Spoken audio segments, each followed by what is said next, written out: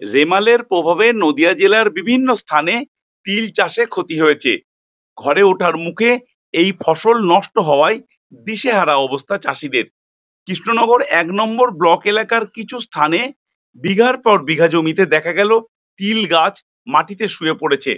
অনেক স্থানেই তিল মাঠ থেকে তুলে নিয়ে এসে জাগ দিয়ে রেখেছিল, তাও জল বৃষ্টিতে ক্ষতি হয়েছে। কৃষকরা ভিজে তিল এখন শুকোতে তোড়জোড় শুরু করেছে।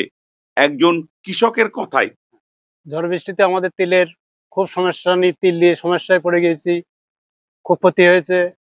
ব্লক কৃষি আধিকারিক অমিত ঘোষ চৌধুরী ব্লক এলাকার সামগ্রিক পরিস্থিতি বিস্তারিত জানিয়েছেন। আমাদের কৃষ্ণনগর ১ ব্লকে ২০০০ হেক্টর এই বছরে তিল চাষ হয়েছে। তার মধ্যে ৫০ হেক্টর তিলের চাষের ক্ষতি হয়েছে আমরা রিপোর্ট পাচ্ছি। সেক্ষেত্রে যারা সেই কাজগুলি যদি পরবর্তী ক্ষেত্রে সতেজ না হয়ে ওঠে, অবশ্যই আমাদের যদি তারা কৃষক বিমা করে থাকেন, তারা ক্ষতির সেই বিমার টাকা অবশ্যই পাবেন। এবং সেই গাছগুলোকে যত্ন নেওয়ার জন্য আমরা কৃষক ভাইদের বলবো যাতে জমির জলটা তারা অবশ্যই মাঠ থেকে বের করে দেবেন এবং সুনির্দিষ্ট ছত্রাকনাশক যেগুলো পরবর্তী ক্ষেত্রে রোগ থেকে আক্রমণ করবে গাছগুলোকে, সেগুলো থেকে রক্ষা পাওয়ার জন্য তারা প্রয়োগ করবেন। এক্ষেত্রে অবশ্যই যদি কোনো অসুবিধার সম্মুখীন হয়, তারা আমাদের কৃষি দপ্তরে আমাদের ব্লক অফিসে যোগাযোগ করবেন।